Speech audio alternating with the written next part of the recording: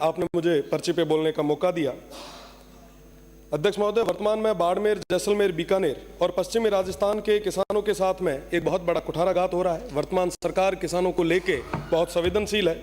मेरा निवेदन है कि इस क्षेत्र में कई हाई टेंशन लाइनें निकल रही है, परंतु इसकी एवज में किसानों को न तो पूरा मुआवजा मिल रहा है, बल्कि किसानों को परेशान और हताश किया जा रहा है।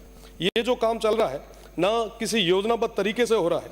कोई जो सर्वे हुआ है वो सर्वे को छोड़ के बाकी जगह अवैध तरीके से ये काम जो हो रहा है। मेरा निवेदन रहेगा कि इस और ध्यान रखा जाए। साथ ही साथ जो हमारे अन्नदाता है उनके हक और अधिकारों की सुरक्षा करना हम सभी की जिम्मेदारी है, और प्रदेश की सरकार इसको लेके एक कोई ठोस कदम उठाए।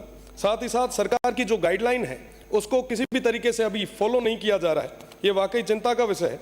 साथ ही साथ कंपनियों को जो जमीन चाहिए वो उनके लिए एक जमीन छोटा सा टुकड़ा होगा, पर किसी अन्नदाता के लिए वो उसका जीवन जीने का एक आधार है। इसके लिए किसानों को उनका पूरा हक और अधिकार पूरे तरीके से मिले। हमारे उस क्षेत्र में किसानों के पास भूमि बहुत कम है और कई सारे किसान ऐसे हैं जिनके पास 5 से 7 बीघा जमीन ही है। एक पोल की वजह से वो पूरी जमीन कहीं ना कहीं कवर हो जाती है, जिसके कारण वो खेती करने में भी असमर्थ है। हमारा निवेदन ये है कि आप लाइनें निकालें, पर कम से कम उस किसान को पूरे तरीके से मुआवजा दें। वर्तमान में जो सहमत नहीं होता मुआवजे से, उस पर पुलिस और प्रशासन द्वारा एक दबाव बनाया जा रहा है, धमकाने की आए दिन ऐसी घटनाएं सामने आती है। एक अन्नदाता को इस तरीके से परेशान करना ये ठीक नहीं है।